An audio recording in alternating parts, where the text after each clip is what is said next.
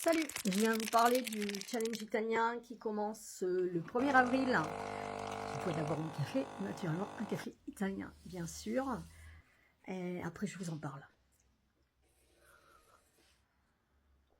Donc, je vais vous parler de LC, de livres. Moi, j'avais fait une petite palle, mais qui va s'agrandir, bien sûr.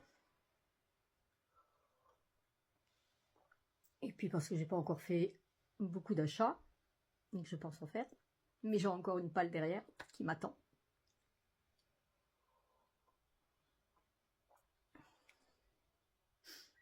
Petite tasse, elle est très jolie. Je montre pas mon... Je suis moins malade. Je suis toujours sous antibio, mais moins malade. Et j'ai attrapé une lignée de boutons-tiers horrible. Donc j'essaie de pas trop vous montrer. Donc voilà. J'ai... Donc le 1er avril, nous commençons la lecture du challenge italien. Donc avec... on a prévu Milena Agus, Mal de pierre. C'est ça, Mal de pierre. C'est un petit bouquin de chez Diana Levy, Piccolo, et c'est un livre, un très petit livre de 130 pages à peine. Donc à partir du 1er avril, il y aura ça. Le 15 avril, il y a Donato Carisi, La Maison aux Lumières, c'est le 3e tome de Pietro Gerbert. Moi, j'ai aimé le premier, j'ai pas aimé le deuxième, parce que j'ai trouvé qu'il y avait un trop de trop. Et puis celui-ci, bah, je verrai bien. Et j'ai le 4e aussi. Donc, je vous montrerai ça. Là, le 1er mai, on a prévu de lire La Malnata. Moi, je l'ai déjà lu, mais je vais le relire avec les filles. Béatrice Salvioni, c'est son premier livre. Il est excellent. J'ai aimé les protagonistes. J'ai aimé ces deux jeunes femmes. C'est un chemin initiatique. C'est l'Italie fasciste. Il y en a une, la Malnata. C'est donc la mal polie, la malpropre, qui se défend pierre et ongle et qui défend son ami. Le premier chapitre, si je peux dire, le prologue, il arrache le cœur, quoi. Le prologue, il est excellent. Donc après, t'as qu'une envie, c'est de continuer. Le 15 mai, on lira Roberto Saviano, Giovanni Falcone. Et donc c'est un récit, c'est le récit de l'attentat qui a tué le juge Falcone et sa femme, et puis les gardes du corps. Le 23 mai 92, aux abords de Palerme, plusieurs centaines de kilos d'explosifs font sauter la voiture du célèbre juge Falcone, l'ennemi numéro 1 de la mafia sicilienne. C'est un récit, Roberto Saviano, moi j'aime beaucoup. Il a malheureusement eu pendant 20 années des gardes du corps. Il a dû être pendant 20 années. Il y avait comment ça s'appelle? La mafia avait mis mince, je ne sais plus comment ça s'appelle. La mafia voulait tuer absolument Roberto Saviano. Et il a survécu parce qu'il a été protégé, mais en fait, il a survécu en prison, puisqu'il n'a pas pu vivre sa vie. C'est 20 années de perdu, mais il continue quand même à dénoncer la mafia. J'aime beaucoup cet homme. Enfin, moi, je le suis sur Instagram, j'aime beaucoup ce qu'il dit, j'aime beaucoup ce qu'il raconte. On fait aussi le parallèle, enfin, pas dans le livre, mais c'est vrai que quand on écoute Roberto Saviano, et que l'on voit aussi les deux hommes se sont rencontrés à Amin Kessaki, à Marseille, dont les deux frères ont été tués, je trouve ça, deux hommes qui ont énormément de courage pour s'élever contre la mafia, pour dénoncer en fait les agissements de la mafia. Saviano ne le referait plus parce que sa vie a été foutue, et il l'est toujours, puisqu'il est toujours sur ses gardes, puisqu'il a il a appris à vivre toujours dans la peur, et à ne pas faire confiance aux autres. Et je trouve que c'est une vie qui qui fait mal au ventre, quoi. Donc là, voilà, j'ai mon homme qui l'a lu l'été dernier. On était à Rimini. Et moi, j'ai pas lu. Je sais pas pourquoi, mais j'avais pas envie à ce moment-là. Mais faut quand même bien suivre parce qu'il y a énormément de noms. Et il faut connaître un peu enfin, le côté, le dossier anti-mafia et prendre des notes. Mais je suis sûre qu'il est excellent. Après, donc, 1er juin, j'aimerais lire Comme l'oranger amer. Je ne sais pas, il me faisait... déjà, le titre, j'aime beaucoup. C'est de Milena Palminteri. C'est une Italienne qui est née en Sicile, à Palerme. Elle a travaillé toute sa vie comme conservatrice des archives notariales, comme l'oranger amer, son premier roman a connu un succès foudroyant en Italie. C'est ben voilà, une saga sicilienne phénoménale en Italie. Moi, il suffit qu'on me dise une saga sicilienne, une saga phénoménale. Je prends. Je suis... ouais, je prends. On est dans la Sicile des années 20. Nardina, douce et patiente, aspire à obtenir son diplôme, mais se retrouve enfermée dans son rôle d'épouse. J'en dis pas plus. Je verrai plus tard, mais j'ai hâte vraiment d'y être et de le lire. Et le 15 juin, j'ai mis Marina Bellezza. Donc c'est chez Liana Levy, chez Piccolo. Et puis Milena Palmitieri, c'est comme l'oranger amer, c'est chez HarperCollins. Et Sylvia Vallone, Marina Bellazzo, moi c'est... Enfin, l'année dernière, j'avais été vraiment foudroyée. Alors je sais, enfin, on verra après. J'ai été foudroyée par son roman Le Cœur Noir, qui m'a été vraiment un très très gros coup de cœur. C'était tellement beau, magnifique, en même temps ça remettait en question nos valeurs. Ouais, je vais pas vous en parler plus, mais j'avais vraiment beaucoup aimé. J'avais lu aussi Une vie parfaite, que j'avais aussi également aimé. Dacier également. Le Lynx, que je n'ai toujours pas, que je n'ai pas lu. Je ne l'ai pas non plus hein, dans ma palle, mais bon, qui sait, je l'aurai peut-être. Donc, Marina Bellezza, le 15 juin. Après, sinon, moi, je vais lire essentiellement de l'italien. Pas que, mais je vais lire essentiellement de l'italien. J'ai le 4e tome de Pietro Gerbert, de Donato Carissé, La Maison des Silences à lire. Que j'ai envie de lire, il me donne vraiment envie. Puis j'aime beaucoup Donato Carissé. Moi, je ferai une vidéo en vous disant les auteurs que j'ai adorés et pour moi les essentiels. Certains, les essentiels, je vous dirai. Donc Donato, je pense que je vais le lire dans le courant du mois d'avril, mai, juin. J'avais acheté aussi l'année dernière Mario Fortunato, Sud. C'est Valentino qui a quitté sa Calabre natale en 76 à 18 ans. Et on va suivre... c'est un roman brillant sur la mémoire qui hypnotise avec une efficacité prodigieuse. Je n'en lis pas plus, je ne veux pas savoir. En règle générale, je ne veux jamais savoir. Mais j'aimerais bien le lire. Il est sorti chez les éditions Philippe Ray. Donc, je verrai. Et Donato, c'est chez Calmanelli.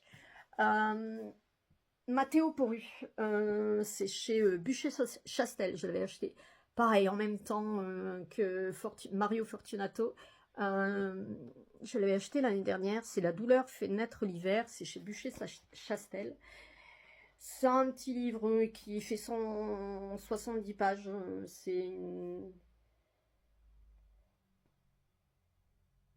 Je vais pas en dire plus, mais j'avais envie de le lire. Il avait eu une bonne presse. Maintenant, je ne veux pas dire que je l'ai aimé, hein, mais il me donnait envie. Et puis Niccolo Amaniti, on me l'avait offert. Je n'ai pas peur, c'est... Oui, on me l'avait offert. Et donc voilà, j'aimerais le lire aussi. Ça fait 2-3 ans qu'il est dans ma palle. J'aimerais éliminer tout ça. Sinon, j'ai reçu par les éditions Rivage Noir Antonio Paolacci et Paola Ronco. Et c'est aujourd'hui comme hier. C'est C'est un couple qui écrit à quatre mains. Ils se sont lancés dans une série consacrée aux enquêtes du sous-préfet adjoint de la police de Gênes, Paolo Nigra. Je pense qu'on peut lire, comment, sans avoir lu les premiers, je pense. Il y a Nuage baroque avant et Le point de vue de Dieu, mais je pense qu'il peut se lire indépendamment. Je pense que c'est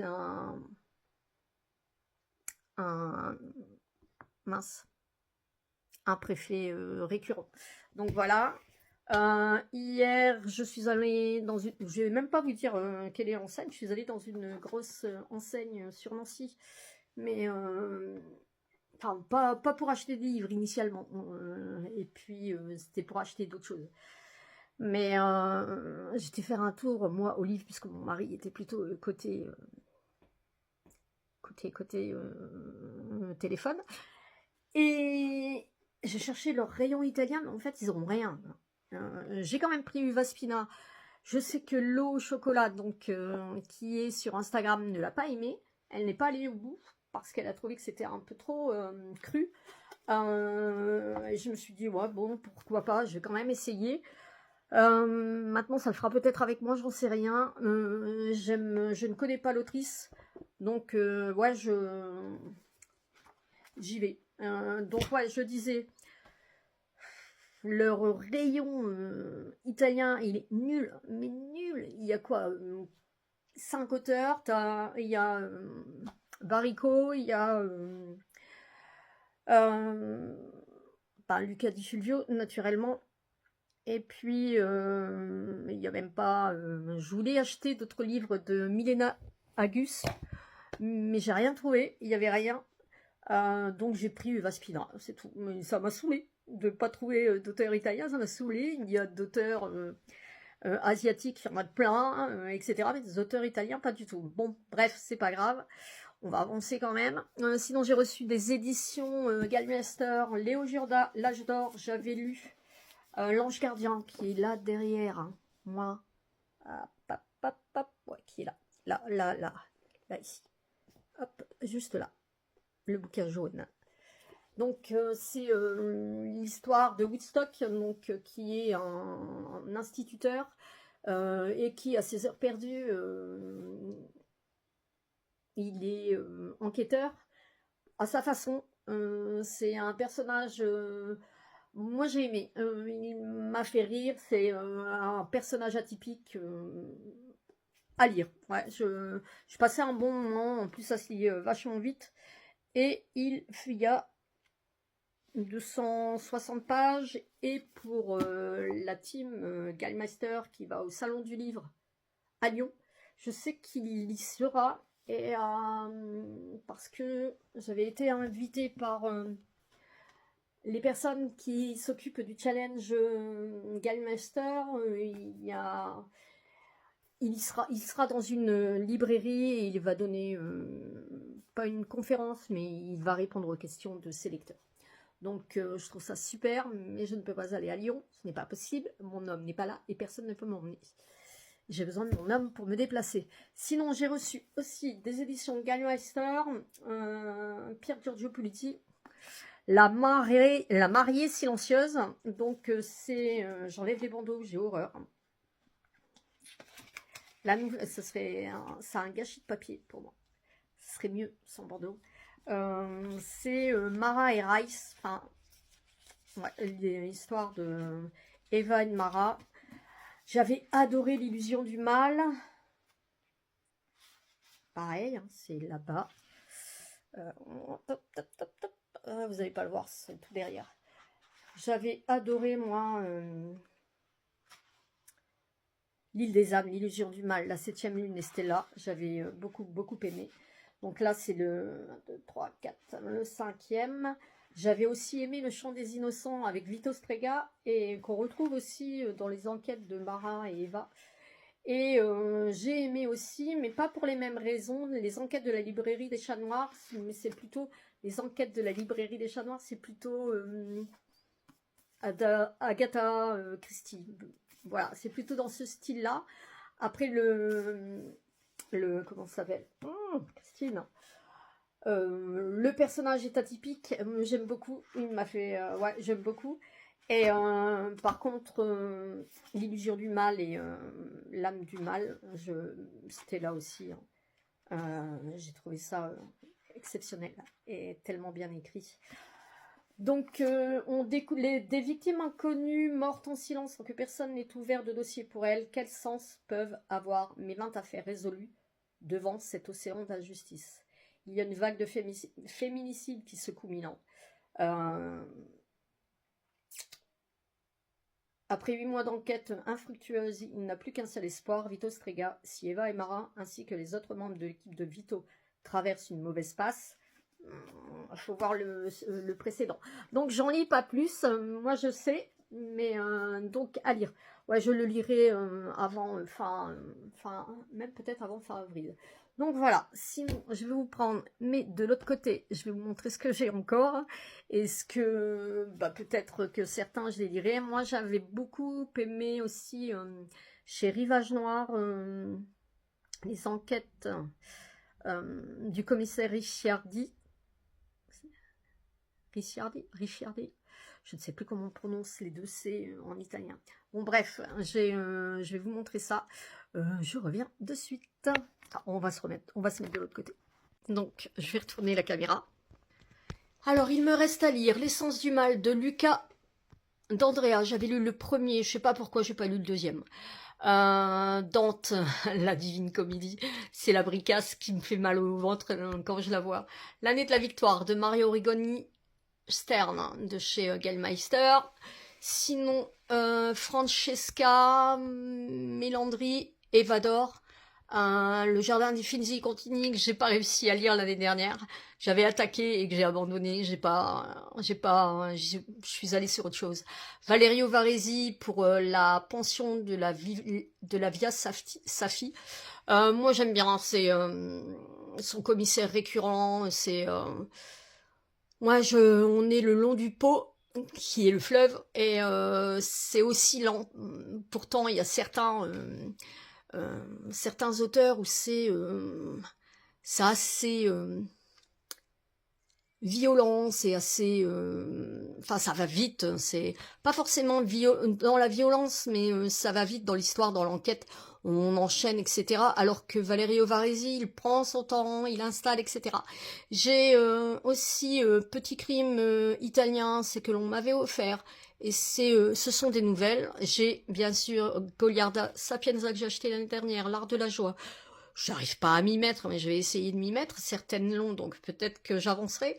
J'ai Laria Tutti, la nymphe endormie. J'ai Adriana Trigani pour l'italienne. Ensuite, on va monter là-haut. Donc, j'ai... hop.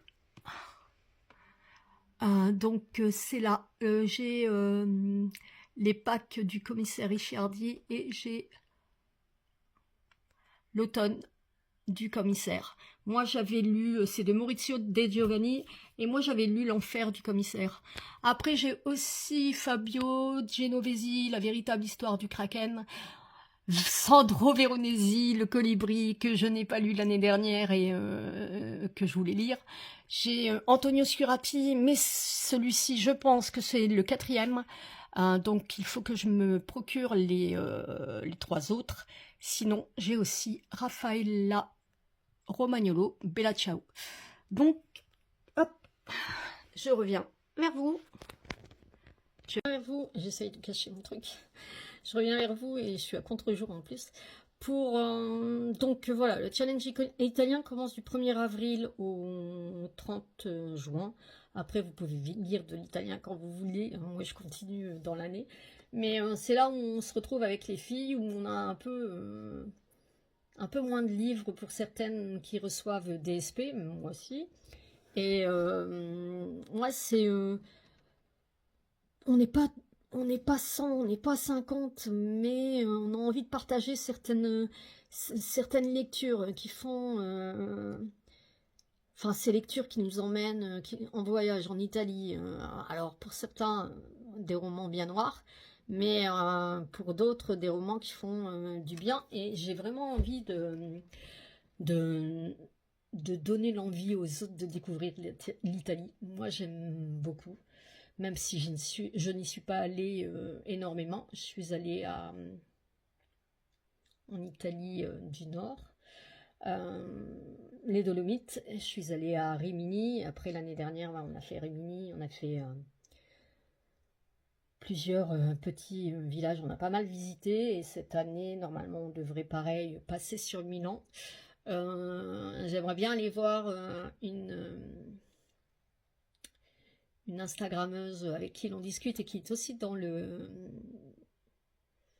challenge sur Milan. Et ensuite, je pense que l'on partira du côté Méditerranée. Donc voilà, pour l'instant, c'est prévu, mais on n'a pas encore pris d'hôtel, on n'a pas encore pris...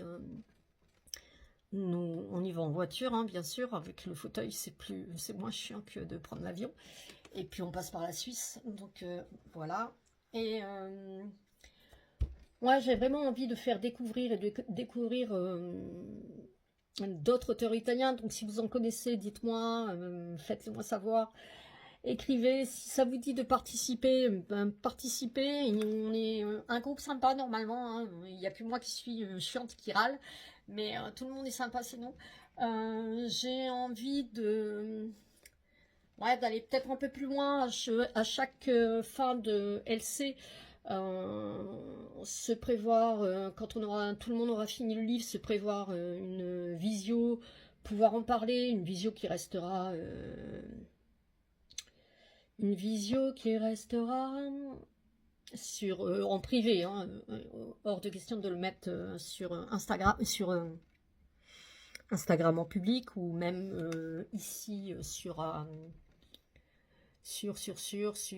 YouTube. Non, je garderai ça en privé, mais ce serait sympa de voir ça, d'échanger en visio, et je trouve que ça donne un plus pour l'échange. Et puis j'aimerais aussi qu'en fin de parcours on puisse se trouver des binômes.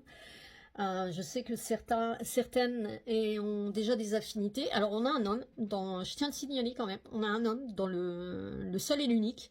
Je ne sais pas si on en aura un autre, mais pour l'instant on a un seul et unique homme dans le groupe. Une autre façon de voir du regard, un autre regard peut-être sur les auteurs italiens. Et ouais, et en fin juin, j'aimerais que l'on trouve des binômes pour pouvoir s'envoyer, se fixer un montant et pouvoir s'envoyer comment ça s'appelle, un livre, des petits trucs, enfin des petits goodies, quoi que ce soit. Enfin, chacun s'arrange avec son binôme, mais j'aimerais bien que l'on fasse ça. Je trouve ça sympa. Et puis voilà. Sinon, si vous avez des choses à me dire, si vous voulez que l'on en parle, si vous voulez venir et partager également avec nous, ou bien lire de votre côté des auteurs, sans forcément être dans un groupe, allez-y, venez nous en parler. Moi, je ferai un bilan soit une fois tous les 15 jours, soit une fois par mois, mais rien que italien. Je ne ferai pas un bilan d'autres choses en même temps. Quand je reviendrai pour parler des auteurs italiens, je ne parlerai que des auteurs italiens. Donc voilà, sur ce, je vais vous laisser. Je vous dis ciao ciao et puis à bientôt. Bisous.